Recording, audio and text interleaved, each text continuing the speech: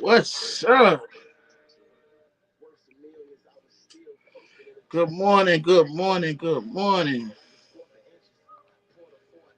Cut that music off. Whoo, man, it's been man, I have to say it's been a great year.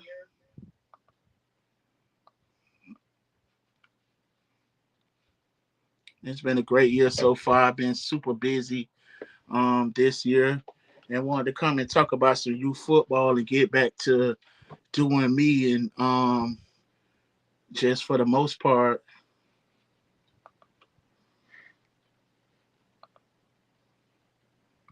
Give me a minute. I'm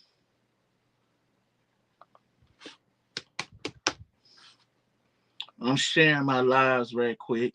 I ain't got Cat on here today with me because Cat's out doing some stuff. And I just wanted to recap a whole lot of stuff that's going on in youth football, talk about the different nationals and just the impact of youth football and what we saw in December and some of the best games that we seen in December. I know I'm like 2 months late, but it is what it is. I think I'm gonna start off with what I saw at AYF and like the biggest thing that I do and what I do in youth football. I get a chance to cover a lot of youth football. I spent the whole week out to AYF. I think that when we're talking about these things and doing these things and seeing how it impacts everybody and seeing who the best teams are. Everybody know I do both rankings. I do an independent and I do govern. I think I'm gonna put out my last independent and govern probably in a week or so after we do our R&R super showcase. But I think that when I was out to AYF for that whole week, I had a chance to see a whole lot of teams. When you do this media thing, we do it to cover everybody. What's up, bro? We do it to cover everybody. When I think about youth football and I think about when it comes to nationals and stuff like that, I like to get out and see everybody that I don't get a chance to see.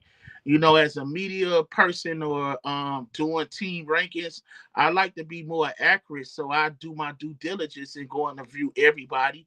I get to see them in preseason at my events. I get to see a lot of teams that people probably don't pay attention to because I want to be more accurate in when I'm ranking. And had a rough year last year, but like I say, every time I ended at AYF, it's all about seeing what the level playing field is. And I think that what nationals should be about. Nationals should be about seeing people from different regions clash. I know every region ain't built the same. Every region ain't gonna be deep as the this region. A team can be built a certain rate in this region, and it can't be built that way in another region. So at the end of the day, the only thing we have to go by is probably that cutoff date and how teams are built or put together. So when I got a chance to go to AYF, the thing that I liked about AYF was that you really didn't know who some of the champions was gonna be. Like NWO, I had a feeling NWO was gonna repeat, but I think that a lot of surprise champions came out of AYF. The Ravens 6U, they had no equal. The Ravens 6U, they came to AYF knowing that with their schedule and just being in Miami, they played all the tough teams. They played those YNC teams, and those YNC teams go prepare you for anything you face in any other national. And they were able to hold their own with a lot of those teams and then be one of the best teams coming out. So they were battle tested when they came to AYF, and they blew everybody out the water. The Ravens 6U dominated. No ifs and buts about it. They came out there looking good. I think they averaged like 30-something points a game, and they blew everybody out. So the Ravens ended up winning their 6U championship. And at 7U, who we had for 7U? Because I'm pulling up my rankings now. Oh, yeah, we had a repeat champion in the Valley Boys. The Valley Boys last year, the year before, the Valley Boys knocked off the Ravens, which was a surprise to me. And the Valley Boys really and truly proved that back-to-back champs, that they were ready to rumble with anybody. So the Valley Boys came ready, prepared for nationals, and they handled business, and they repeated. But that 8U division, as I go to the 8U division, because I definitely like the 8U division and what it presented for everybody, I'm going to pull up the 8U rankings for y'all, and we go over it.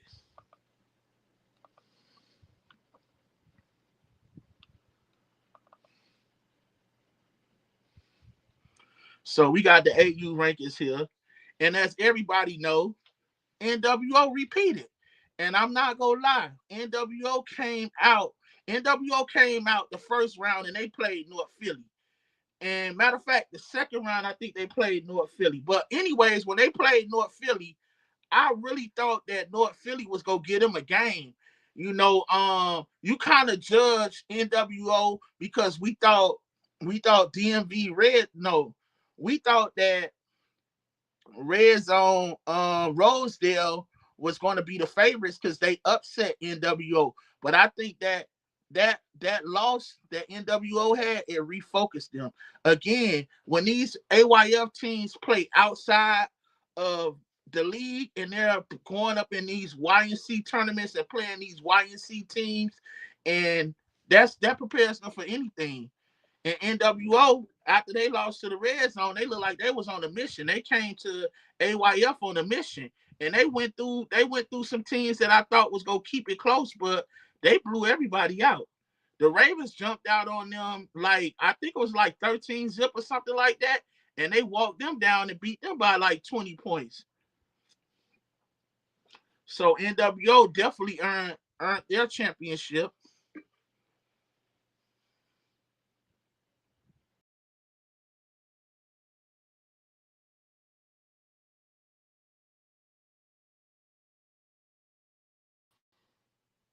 I'm gonna talk about the 9U because the 9U was the deepest division, and I was able to watch more games on the 9U level because it was like 14 or 15 teams that came down, and I think that when those teams came down, it was a gauntlet to win. You had the Steppers in there.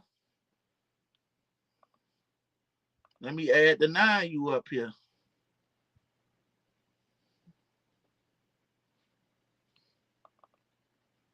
There we go, right there. We finna add the 9U to the screen. The 9U bracket. Midwest Hawks, of course, was the national champions, and they came out, they looked good, and they went up against the Frankfurt Chargers, who were the defending champions.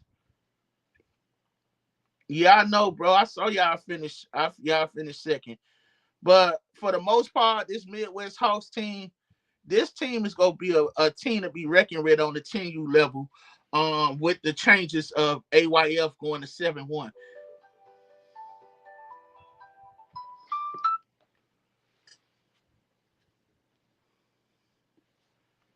Yeah, this Midwest Hawk team, the 9U was loaded for AYF.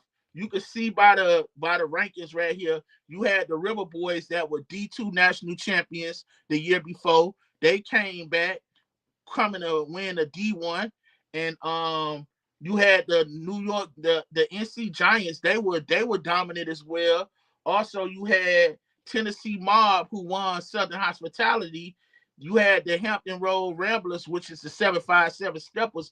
They were really good.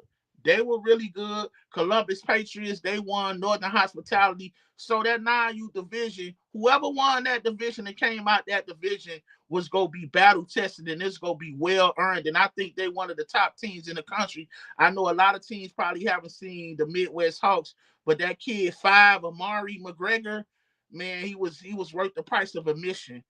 When I watched that kid play, that kid was balling. That kid, that kid, he single-handedly beat the Frankfurt Chargers.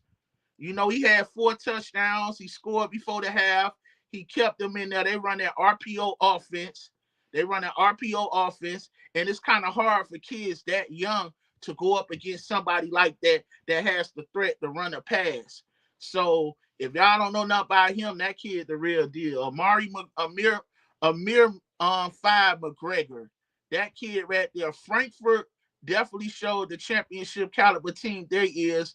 They just ran into a kid that was hard to match up with, man. When he would keep it on that RPO, because they had this little running back. I don't know his name. He number 4, but the kid was fast already. So when your defense got to think too much, when your defense have to think too much, that leave you to get exposed.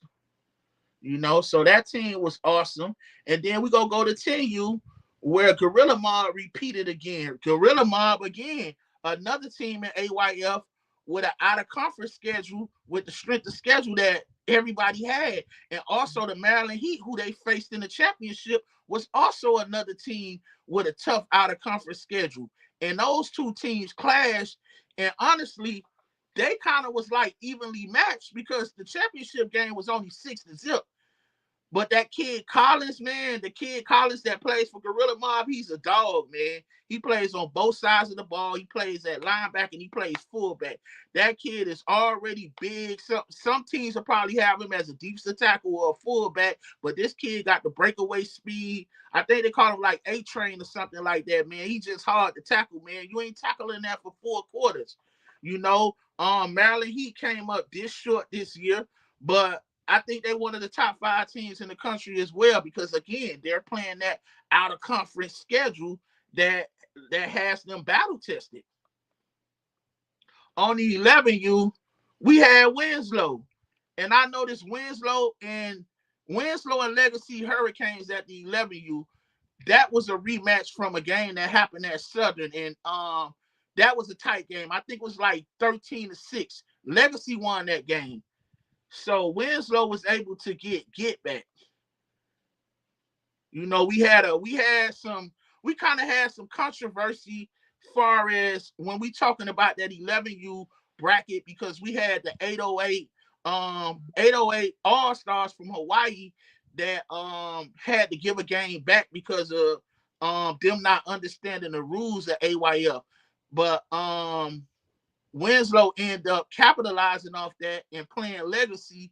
And Winslow is definitely a great team, and I look for them to be even better next year on a 12U level, because that quarterback, I can't remember exactly what his name is, but he's one of the best quarterbacks in the country, man. A southpaw. I think Winslow came in the championship game and changed their game plan. They were a more wide open team that was throwing to the hash marks and loosening up defenses, and the passing game was really doing its damage. But when it came to the championship game, they came out with a power run game, and they was hitting Legacy in the mouth, and they were able to win by more than 10 points over Legacy and earn that championship. So shout out to Winslow Elite for being a dark horse, because coming into AYF Nationals, I thought North Philly Blackhawks was going to win that. You know, so they didn't win that, but Winslow came out and did their job and showed what they're the best team in the country when it comes to AYF. You know, so shout out to Winslow, and shout out to that 808 Hawaii team. They told me they're coming out the Big West this year, so I'm looking forward to seeing them. Then we go talk about that 12U. Again, another team won nationals that I didn't expect to win. Shout out to my boy Ronnie Flowers. He's a vet in the game. He's been a pop Warner guy for such a long time, and he transitioned to AYF seamlessly. So Coach Flowers, he was telling me, he was like, Coach, they like this North Philly Blackhawks path to a national championship was very intriguing. They lost the local game because Flowers old school. Flowers ain't ducking you. If Flowers banged up or hurt and he scheduled you, he gonna still play you. And like what we have in youth football now, a lot of people don't play when they banged up. They find reasons to back out of games. But Flowers is old school. And at the end of the day, like I say, when we doing all these rankings and we trying to figure out who's the best teams, a lot of times some teams just playing better in December than they did in September and October in the regular season. They lost the West 7 Rams at my event. They got banged up at that event. And then West 7 Rams, if I'm being real, I thought they were kind of a favorite to win 12U, but they came out and ran into Watkins, and Watkins was a team that, caught fire late, and Watkins put 50 on the West 7 Rams. So that kind of blew my mind. But just to see Philly come out and punch the Ravens in the mouth and turn back around for the national championship game versus the OG Ducks and beat them too with that balanced offense attack with Mason Moore at quarterback, Nasir Grant at receiver, that played both ways. He was locking down the top receivers. Like North Philly was one of the best teams in the country on the 12U level because they put it together all at one time. Shout out to Beast End. Beast End gave them the work. Beast End, to me personally, Beast End could have beat the Blackhawks. The Blackhawks won that game with the clock running down. And it was a controversial call that the Beast End thought was in their favor, but I was there. I saw it. So it was a catch. It was a catch that it looked like the corner high pointed the ball. Philly was inside the 10. They threw the ball to Nazir, and the DB got the ball in the air. He caught it at his highest point. But he didn't come down with the ball. When he went to tree the ball to complete the catch, Nazir got the ball and ripped it from him, and they fell down on the ground. And we already know the offense gets the ball, and they got the ball on the 2-yard line with the time running down, and Mason Moore was able to do a quarterback sneak and win that game. So that game was a great game. Shout out to North Philly Blackhawks. They definitely one of the top 12Us and probably gonna be a top 13U next year as well. Coach Flowers did an absolute great job. But another thing with that 12U as well, you had the Ravens and the OG Ducks doing double duties. They was playing YNC. So they were doing YNC and AYF, and I think that took away from that they was fatigued.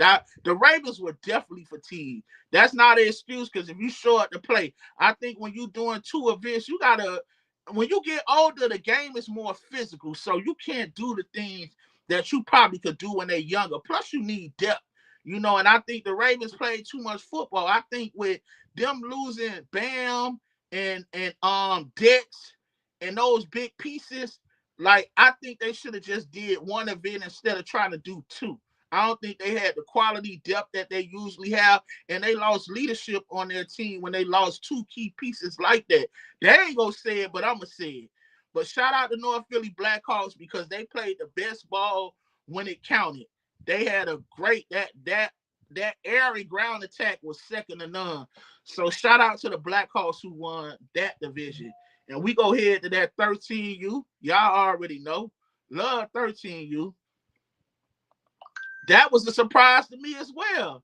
13U. 13U, another avenged loss.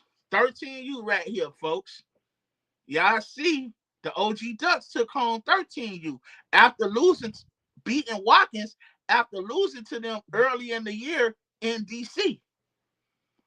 So That was a hard fought game. And I think this OG Duck team, it was a great coaching job because you didn't really have, like, OG Ducks has talent, but they usually have one player that's out and away better than everybody. But this was a great team effort, and they knocked off Watkins, and Watkins was playing the best ball when it counted. Watkins went toe to toe with Benson, and Benson came out, and Benson was just physical. Them Benson Bruins from Seattle, Washington, man, they were running the wedge. They had a nice tall running back that was running it. You had Southfield and Benson that went at it, and Benson ended up coming out on top just simply because of physicality. Southfield figured it out too late that they had the speed advantage, and then that wide open passing attack. Southfield was very impressive at nationals as well. But Watkins turnovers won that game for the OG Ducks. Jamez Bull Thompson, he had 2 interceptions, man. He was playing outside his mind. He made one of my top performers in the event, and that was just phenomenal to see, the OG Ducks come out on top and upset the Watkins Hornets, which was to avenge. Hey, when you get your bite back and you got trophy, that's what it is. And like, I had an awesome time at AYF, even did D2. Shout out to the West Side Cubs. I watched them capture a national championship. They had to go through tough teams like the Arizona Champions, because with AYF, it was teams that are D1 that was able to drop down to D2, which made a lot of those D2 divisions a lot more competitive. And you saw really teams that's really good, and they just stayed within what they can do and come out on top. Shout out to them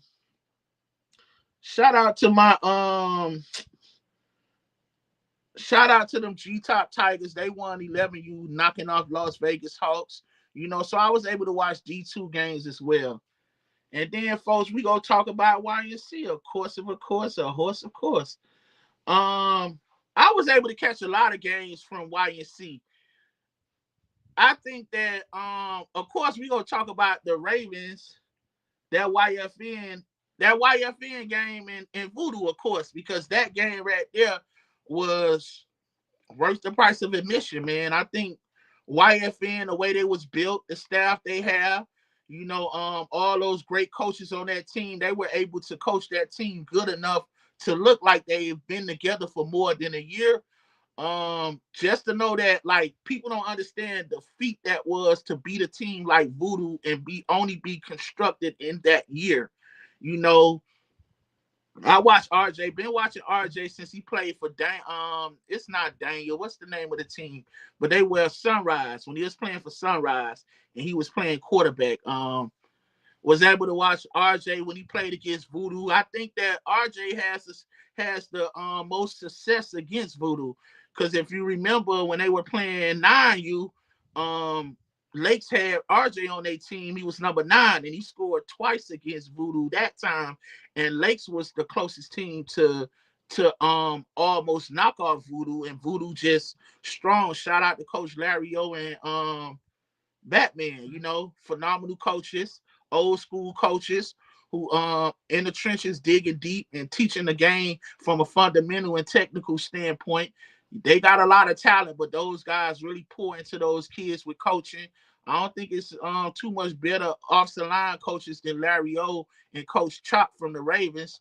I think those two are legends in the game. And that YFN game, watching that game truthfully, and then having them punt the ball and RJ to make that play. I think some people were saying, like, who was the most valuable kid in that game. I saw different conversations of people saying who was the most valuable kid in that game. And I think everybody played their part. Everybody did what they're supposed to do.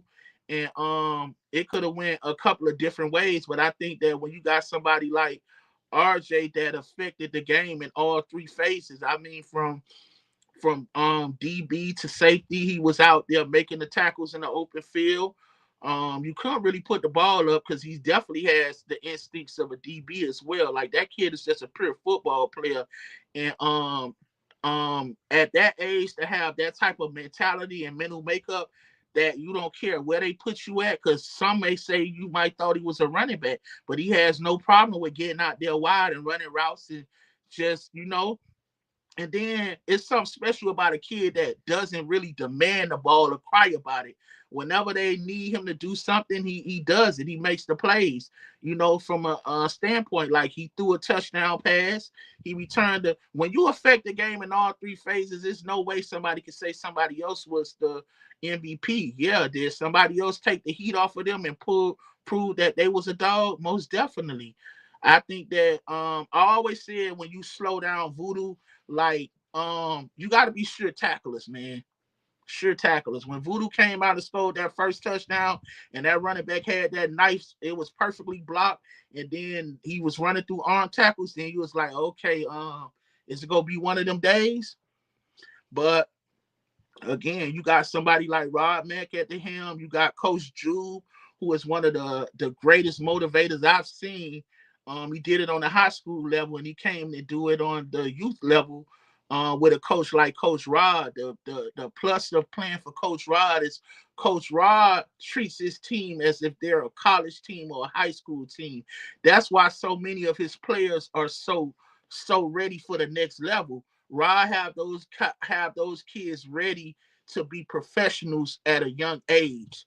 He demands excellence out of them. He like them to be well dressed. He go demand respect, and he go demand it from his parents as well. Like he not go take no problem parent or whatever. Like that would make him a legend.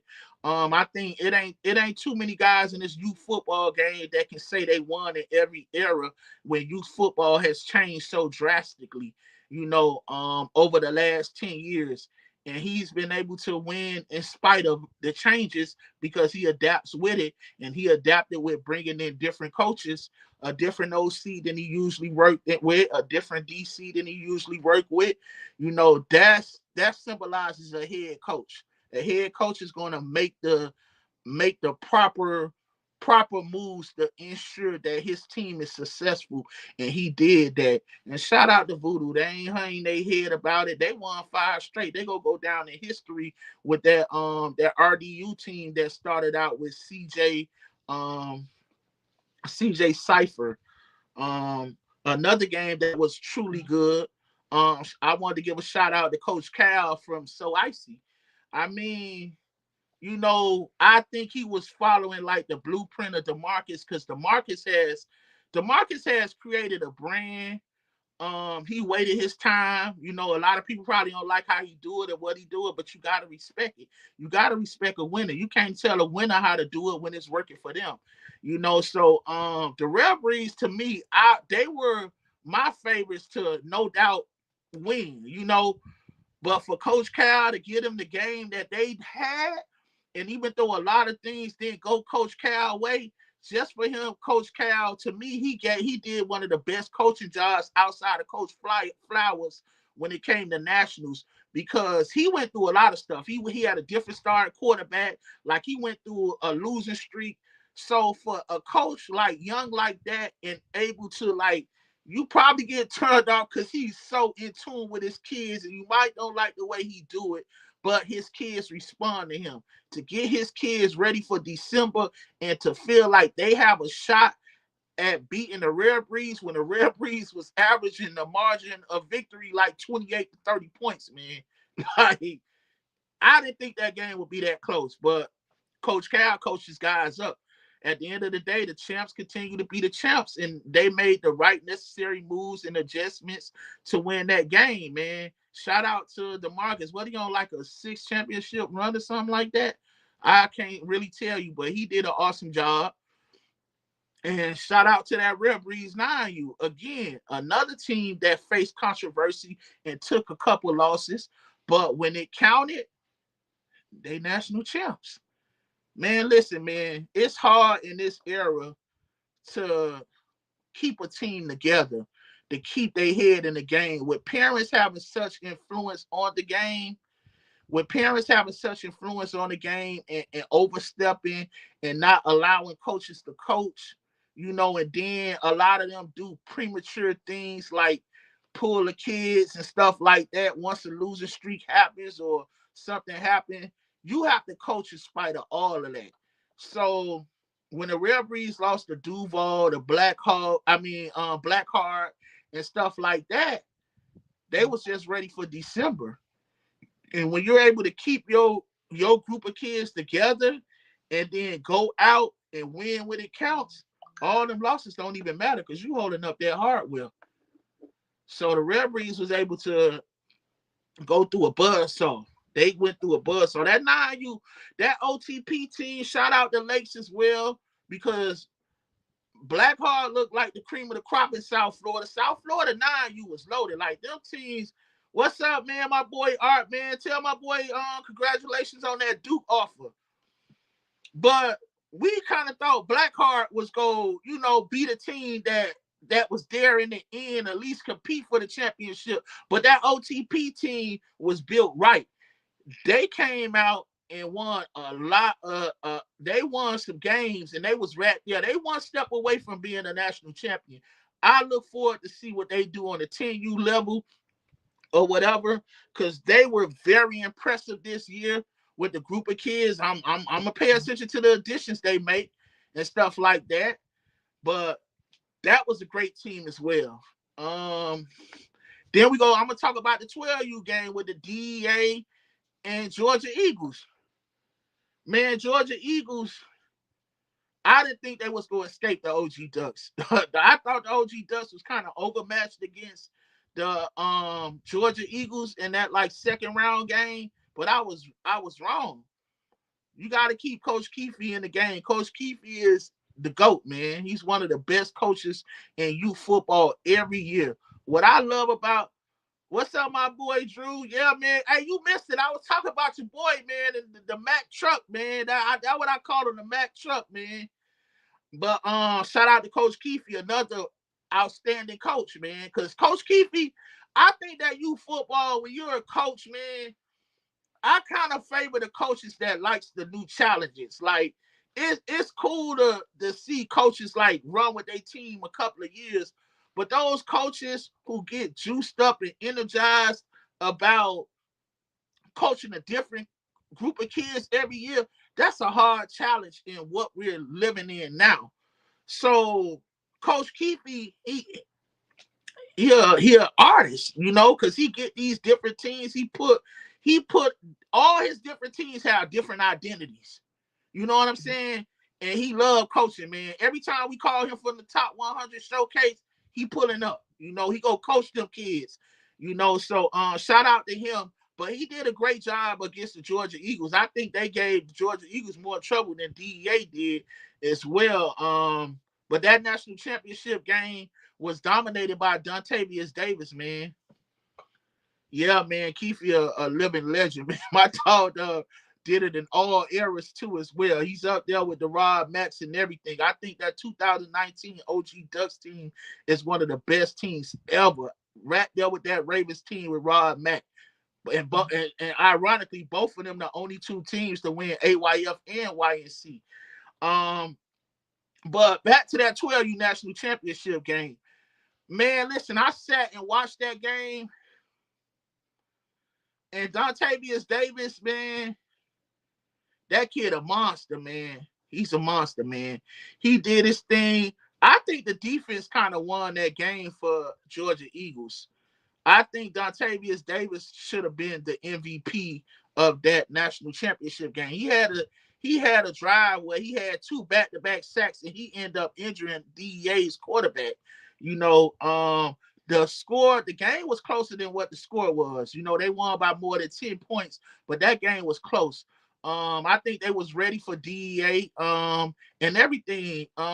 Georgia Eagles was nicely constructed. They had the right players at the right positions at the right time, and they end up that block. Oh man, listen, man. It was a field position played a role in the game and the way the defense played, because the Georgia Eagles was making those open field tackles. They was covering that one hand catch by number 10 in the end zone that Avery threw up. Like, I don't know if AB just threw that ball up knowing he would catch it or he just threw it up. But whatever. Number 10 caught that thing with one hand. He one hand that boy right in the end zone, man. Shout out to Georgia Eagles. They winning their second national championship in the how long? In like 4 years or something like that, since 8U, if I'm not mistaken. But that was a great national championship game. And who we had? And shout out to the AK boys. If anybody know, I'm not gonna lie, man.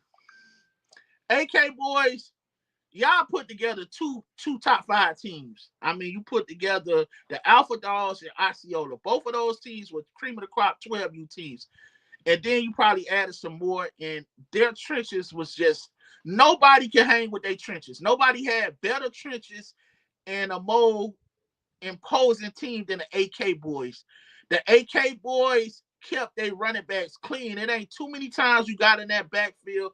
And I think, like, zip them up. I'm going to keep it real with y'all. Love y'all, Coach Maul, and everything with y'all. And the addition of Bull was phenomenal.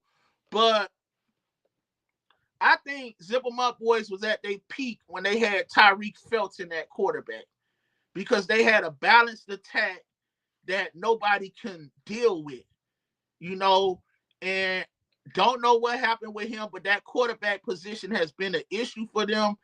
I don't think anybody got that comfortable. Parsons, I think highly of Parsons, but I didn't think he really adjusted to being on Zip where they leaned on him and they were throwing the ball, because they definitely had the talent and the skill players to do it. But AK boys, they just were better than everybody. They were more physical than everybody else. They were more confident than everybody else. Like, they punch you in the mouth. If you weren't ready to play, don't play them, because they go run the score up. They go do it to you. So shout out to them, the AK boys winning it. And also Supreme. Supreme won the national championship after losing the Bessemer in preseason, and they've been giving it to everybody then. I don't think a couple of those championships, one thing about the YNC national championships, you know who gonna be good. And I think that some people, like, I think not knocking nobody, but some divisions are weaker than others. Like, I hear people saying people run or they ain't want to play, or not, or they ain't want to play, or they couldn't get these teams to play. No, the quality of teams in certain age groups ain't that big. That list of top teams ain't that big. Sometimes it's only 4 of them, and the rest of the field getting beat by 50. So we can't say that, you know, a team scared of not doing that or whatever. Like, at the end of the day, you know, some people rather go where they have a better shot at winning. It ain't about being scared. That's about being strategic. Like, you think I'm going to run in front of the train when I know it's that train going a certain amount of, going this fast, and I won't get across the tracks fast enough? I'm going to still run across it just because I'm confident? No. Just to say I could do it? No, it don't work like that. I think that, you know, some divisions, it's a bigger gap from the top team to the 15. You know, so I understand that, man. You know, so I talked about the 2 top tournaments and stuff like that. Shout out to the UYFL champs and shout out to the Cam Newton champs. And I wanted to say this and all at the end of the day before I start talking about the cutoff. So I saw a lot of teams at Cam Newton, and again, we preached this original roster thing. We preached this original roster thing, but I'm gonna keep it funky with y'all. The only people that really respects a lot of rules or stuff with structure is the teams in the governing league. They go penalize you. You know what I'm saying? When you playing in a lot of these independent events, it depends on who you are if they're going to enforce the rules. You know what I'm saying? And it took me a while to think about doing independent and govern. I lost the love for doing that because you have teams that want to go to nationals with teams that aren't their teams. Like, a lot of y'all put so much stock in the preseason that when you lose in preseason, you're distraught. When preseason is really built to work on things, If you lose in preseason, you lose. That shit don't count. You know what I'm saying? But y'all put so much stock in it that when you lose in preseason, it destroys teams. Like parents, y'all be too emotional and too involved. Like sit back and let Rome wasn't built in a day, and they say that for a reason. You know what I'm saying? And it was a lot of teams at the end of the year in December that you thought were going to certain nationals that threw in a towel or wanted to add people. And I want to say this too. I think rules need to be adjusted, just like YNC. Um, that middle school rule that needs to be tweaked because at the end of the day, if you played me with one team in preseason and then you playing me with a different team in December, what's to stop me from putting anybody on my roster that I know go tilt me over the edge? I feel like if they haven't suited up in preseason and played a game with them before a certain point, they shouldn't be allowed to be added to the roster. So that middle school rule needs to be tweaked. I don't think that's fair. And I think that we saw a Georgia Eagles team at the beginning of the year and then saw a couple of kids that came from middle school that helped them. You know, so I can understand why people like DEA would be upset or something like that. But I think that rule needs to be tweaked. But at the end of the day, like you get teams that come to December, if they could get away with it, they go add a couple of players. Like I frown upon that because at the end of the day, what are you saying to the players that put in the work from August to September to October? Like people, you get so caught up in winning, you shit on people's kids.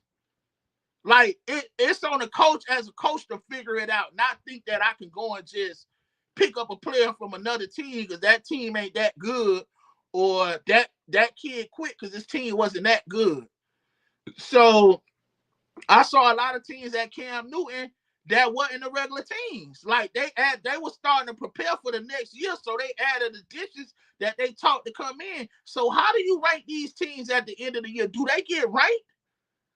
I don't think you deserve to be ranked if you came to nationals with a different team. Because I'm ranking the team that earned the right to come to nationals, but you got a different team. You know, but that's just me. You know what I'm saying? I like to have a certain structure and discipline when I'm doing my rankings. You know, so I want a reason to rank you. And I think that it's easier to do the governing rankings as opposed to the independent. But now that set the table for 7-1. First of all, I hear people saying things like AYF changed their date to compete with another national. First of all, people gonna say I'm an AYF guy, so they gonna say I'm favoring AYF, which I don't care or whatever, because I have a phenomenal time at AYF. I get to cover teams from Montana to Idaho to everything. So you gotta understand, Pot Warner went to 7-15 before anybody went to 7-1.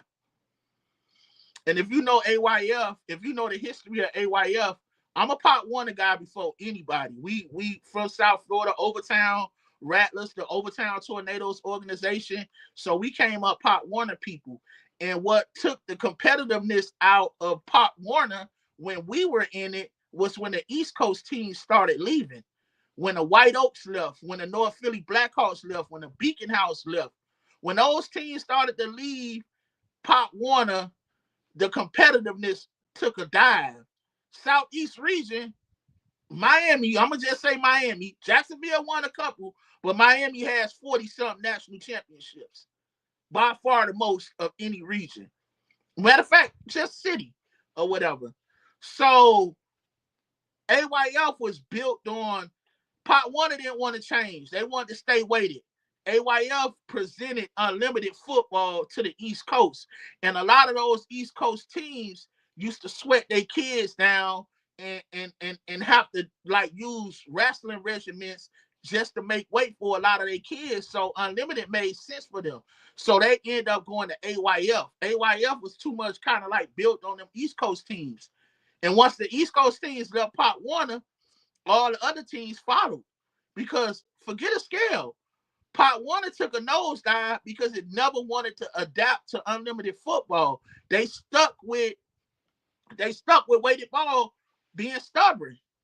So Pot Warner going to 7-15 is just another way of saying we go adapt with the time before anybody else. Who you think is Pot Warner's biggest competition? AYF. Who is AYF's biggest competition? Pot Warner. Because these are governed leagues. And in the areas that only rely on and understand that they can't play with certain teams in certain areas, they okay with being who they are. They gonna go to either of those leagues. That's why when you go to AYF or Pot Warner, you go find teams there from regions that never experienced the YNC or a preseason event. They start everything the same way. I'm a national guy. I've been doing this for over 20 years. So I've been to every region to understand this. And shout out to Seattle because they one of the areas that play competitive ball, whether it's AYF or YNC, and California as well. But not too many of these other teams are willing to do that. So with me personally, I think that AYF kind of changed for Pot Warner. Because at the end of the day, when you do a vote and most of your team saying, yeah, we want to move too, or whatever, because we don't want our competition in the area, which is probably a Pot Warner league, still in our teams. So I think that influenced the change. You know what I'm saying? So they automatically went to 7-1. And I think that evens the playing field for a lot of teams. Everybody say a month don't mean nothing, but how do we know if the people with the month advantage never took the players off the play at a regular weight? But at the end of the day, I don't knock none of them. Because at the end of the day, if you signed up for that game, I don't care if you at a disadvantage. You signed up for it. Don't cry about it. You can't cry about it.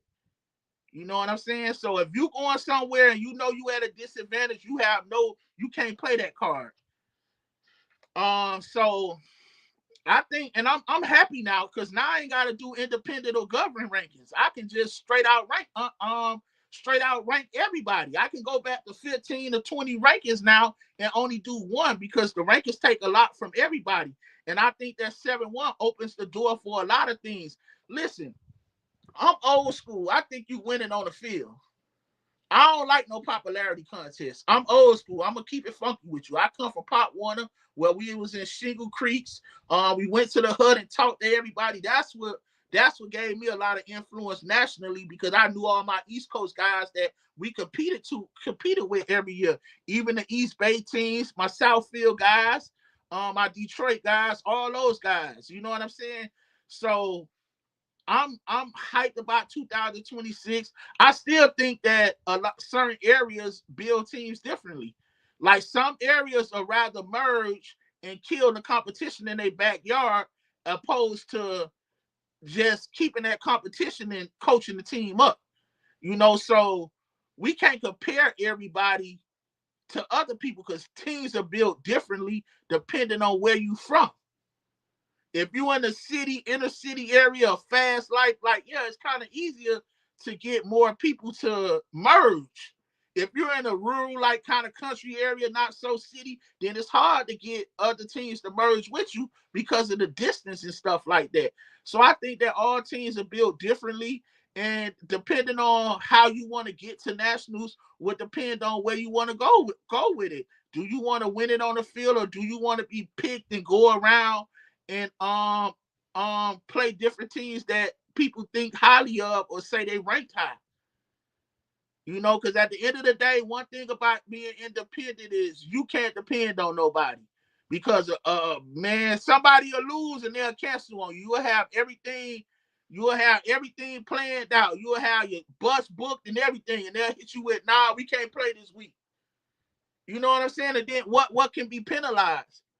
What can be penalized? Can you really be penalized?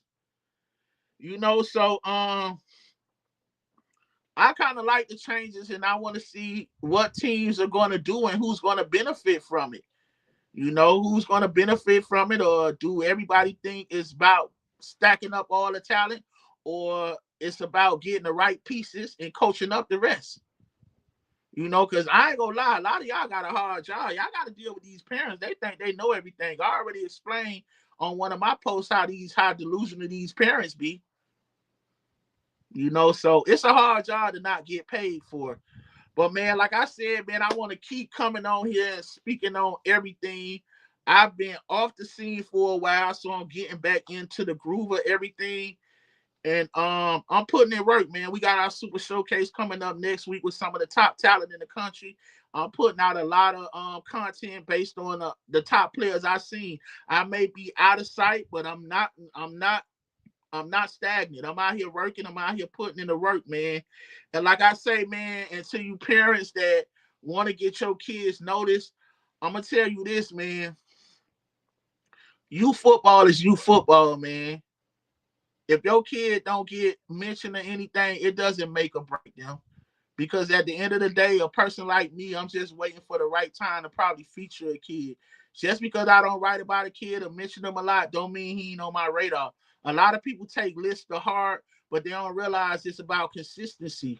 It's about consistency. A lot of these kids that make these lists, a lot of these kids that um we think highly of, or I think highly of, they consistently perform. They consistently make big plays, you know. And honestly, I think that a lot of the younger age groups, a lot of y'all gotta stop trying to get noticed at a young age because it's a difference in the younger ball. You see me, I feature more of the middle school kids or the ones on the verge of being in middle schools.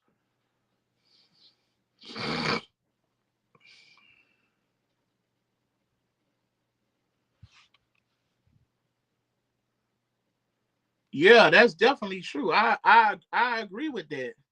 I agree with that. But when you look at it and you look for recognition and stuff like that, sometimes you gotta trust that people go see you. Sometimes you gotta trust that people go do their homework. What I could say about the Seal and R&R's platform, we definitely show love to the ones that attend our events. Of course, they're supporting of us, so we're gonna support them in return. But at the end of the day, we're a media company, so we're everywhere. We get to cover the YNC games, the UIFL games, the AYF games. We do tournaments. So I think that when it comes to this media stuff and identifying talent, we're the best at it. Don't nobody do what we do. There ain't no knock to nobody else. Like a lot of these people only pay attention to you when you come to their event. But are they accessible to you when you're not in their face supporting what they do? You can see us. We always on the sideline with cameras. You gonna see those R&R shirts or me with my seal shirt on. You know, got relationships with colleges. Talk to help with some guys in the portal and everything that comes with it. I take this job very seriously.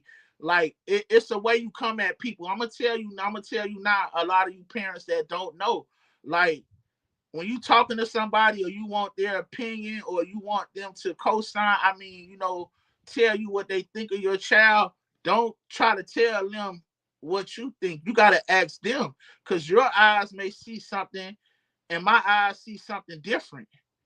Like while you're supporting your child every day and every week, you get to see your child. Me, I'm watching multiple games. I'm watching whole games. I could be watching a game for somebody and see a kid in there that I like, and I was scouting one other kid. Y'all gotta understand that's how it goes, man. And just because your kid don't get mentioned, that don't mean he's less than. Genetics play a big part. You can't run from genetics. You can't run from genetics. A lot of kids have a window. That's why you see some kids that be stars from 6U to 10U, and then 11 to 13 or 14, they become average players because you can't outrun genetics. Genetics. You may be faster earlier, but this guy hit his peak later than you, and he faster than you. That's why you see a lot of kids that probably don't be mentioned come out of nowhere, and you be like, he was on the team with such and such. Man, he a 5-star 9. That guy's still there. Man, it's all about what you do. And if you want to get your child on the map, go to the events that's gonna test you, that's gonna challenge you. You know what I'm saying? I ain't saying go to every event. Go somewhere where you go get recognized and you go get to compete against the ones they think that are the best. You could come to R&R Combine. You can go to FBN. I watch FBU stuff. I definitely watch FBU stuff. I look at FBU as the high mark because a lot of y'all go to FBU. A lot of y'all are conditioned to go straight to FBU. You know, so I look at FBU and I see a lot of talent goes there, but it ain't like it's overwhelming a lot. It's just it's good for the numbers and stuff like that. So I get it. You know, a lot of you guys are connected with that. A lot of you guys go to YNC events and stuff like that. And that YNC competition is what makes a lot of great players. They do a lot of great players. AYF has a lot of players that you probably never heard of because it's the biggest league in the country and they're continuing to grow. You know, last year AYF brought in over 20 something leagues from different areas. You know, so I got to see teams from areas I didn't get to see. Like me watching the Arizona Champions 13U, that was big for me because now I'm writing down numbers of players on that team. And I'm like, yo, who that kid is? If y'all don't know football like me, then you won't understand. Far West. Far West was a pop one of power. If anybody know football, they know Arizona go coach the hell out of some talent. They go know the X's and O's and everything from Chad Hubler to with the Chandler Bears to the Far West coaches who knocked off Watkins one year and won the national championship. So they coach out there. So you have to respect Arizona and their contributions to what they're doing with their talent over there. Vegas go always do some. Seattle go always do some. You know, all those teams in that area always have talent. You know, even if they don't come to the big stages, um, the YUCs or stuff or so like that. You know, I think that everybody want to play somebody different from another region, man. And I had some parents come at me differently and stuff like that. I say, you'll get my time if you ask me a question and you ask me the criteria. Don't assume anything. Don't be on the outside looking in and then come to me with a victim mentality saying, oh, you don't watch these people and you don't pay attention to them. No, a lot of you people like to dominate the NIA talent. You dominate the NIA talent and then you want to be compared to the ones that's out there playing against kids just as talented as them. Like level of competition matters. It's not everything. Don't get me wrong. It's not everything because mental makeup is everything.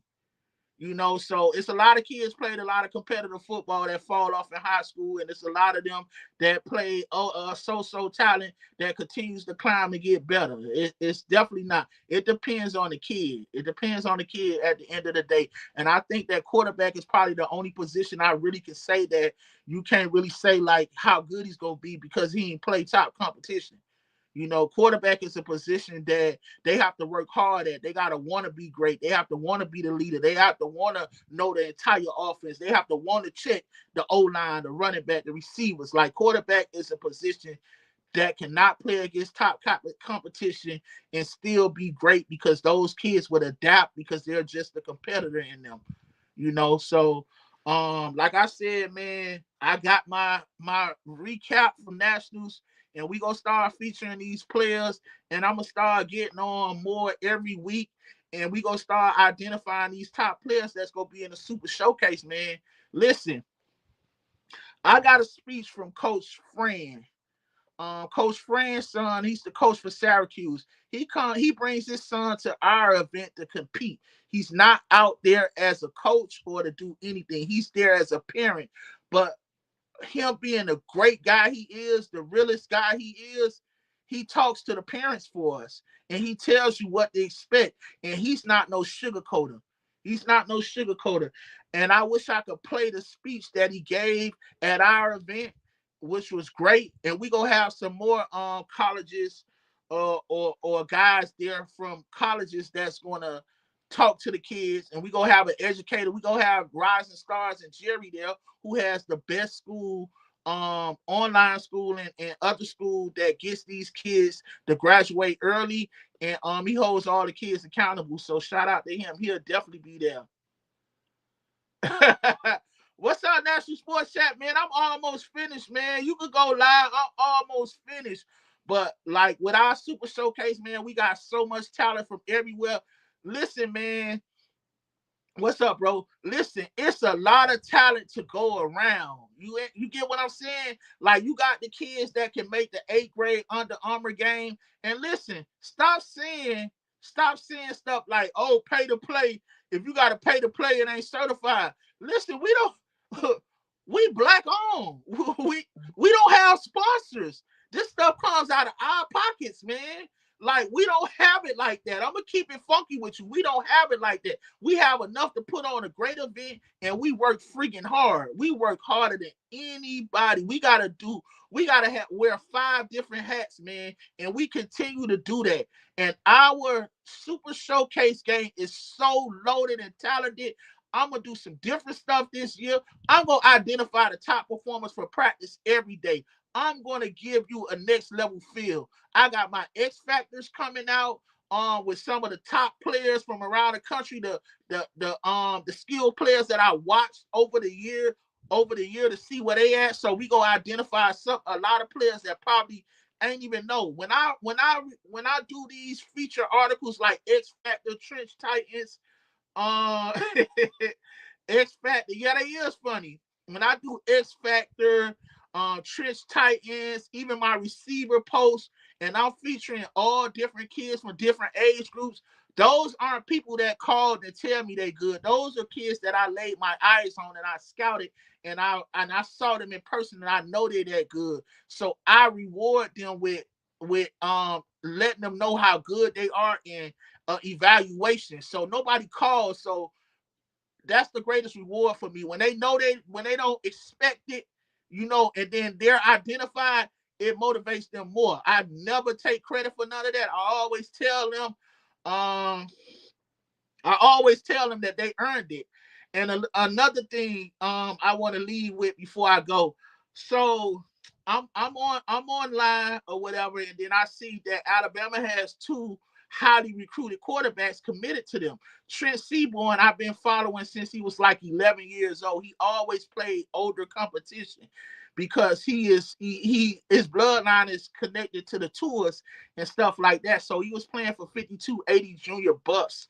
And I was able to go to Colorado and watch a game, and that game was against an Omaha team.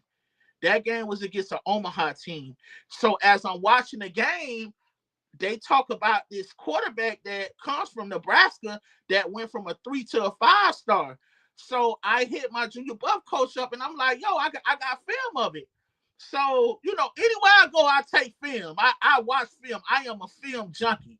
So I hit coach. I'm like, coach, am I tripping or is that the quarterback that played Trent in the game I came up there for? He like, yeah, that's him. And I was like, wow, I got to see them both in person. And I've been in this game for 20 years. And I tell you, man, my best reward is seeing the Jeremiah Smiths talk so eloquently and remember where he came from when we did our first preseason event in Jacksonville. Shout out to Jonah Woolard. I wouldn't be here if it wasn't for Jonah. We had the best of relationship, but he's like my mentor. He's my reason for being in this industry. He's a pioneer. He opens so many doors for everybody. I know people missed him this year. I definitely missed the trips we took and everything we did and things he put me up on. He made me the type of person I am today because he showed me a different side of this game. Um, Hey, Reese, we gotta hook up then, bro. We gotta hook up, Reese.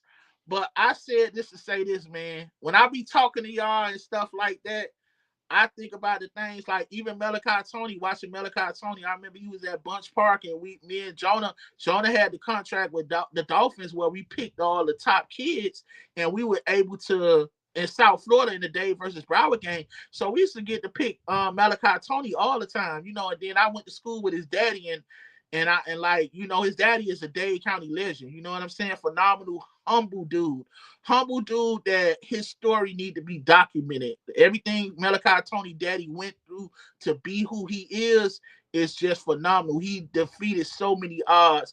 So salute to them. But to see those guys now be college stars, Bryce Young in the playoffs, he has proved to be the number one pick, and he's living up to that. I remember when I was watching him at AYF come back versus the Central Virginia Hurricanes, who Charles Scott is now a high school coach and has one of the best programs in Virginia. That was his chance to win like his only national championship. And Bryce Young was able to bring that IE Ducks team back, and he was smooth in. He was smooth, calm. He just was unfazed by a lot of stuff, and you saw it in him then. The Caleb Williams, got to see him on Friday night play against the Maryland Heat. That's why I was able to evaluate him as an 8th grader and pick him for the A11 Under Armour game. Paulo Banchero, got to see him at FBU, him as a Rainier quarterback. He used to be a quarterback. He was always big, but he ended up being the first pick in the draft. So my time doing a lot of this stuff is always the reward is seeing these kids pan out, and that's what it's all about, is seeing these kids be successful. So a lot of times I speak on things. I'm old school. And my mom told me this. My mama always preach, you can't want more for somebody if they don't want more for themselves. And a lot of things I may say may come across as hating because you support one side and you feel like I support one side, but it's not hating. I just expect a lot of y'all to want more for yourself and not settle for things and realize your value, your true value. So hey man, y'all go see me all week, man. I'm gonna get some interviews and we go talk to some different coaches and see where they going that next year. I'm looking forward to next year. I'm looking forward to seeing how the playing field go be. Was the cutoff date really the difference? Or is it some of these teams in these certain areas are just superior? The talent they have more talent in the area. I think more teams have a deeper depth of talent when you're from a metro city. You know what I'm saying? That's why you see the Texas teams, the Atlanta teams, the South Florida teams, the Florida teams. You see them compete because not everybody has that depth of talent to dig into. So in those smaller areas, it might benefit them more to merge more than opposed than the ones with all the talent. But man, I got a bunch of articles. Again, we ain't charging y'all. A lot of stuff I kind of got frustrated with because I kind of think that by me being a person that puts so much more out there, I put it out without a price tag, and then people take advantage of it and take your work. See, the internet now is an area where people can steal your work and flip it and put their own spin on it now. So, but I do it from the heart. So I'm gonna continue to put it out because I do it for the kids and I want to see them be better. You know what I'm saying? So salute to y'all, man. And I'm back, baby. I'm back. I'm gonna go live, Mo. We go chop it up and we go cover a lot more stuff. And thank y'all for locking in with me, man. Appreciate y'all, man. We'll be back with some super showcase spotlights, man.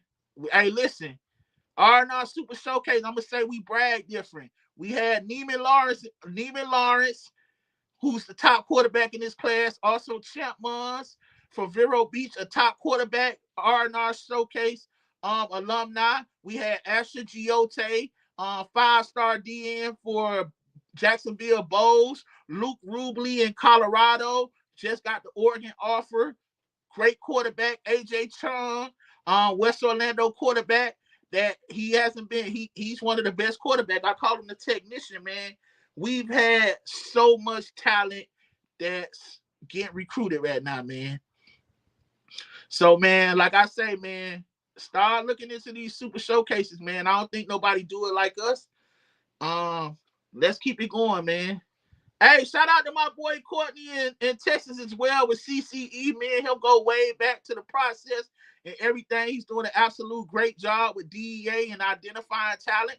A lot of talent Courtney put me up on in Texas, man, and he knows that talent because, hey, he a former pro as well, man. Number 23 played for them Arizona State with Jake the Snake and J.R. Redmond now, man. Shout out to y'all, man. Much love to y'all, man. Hit me up. I'm out.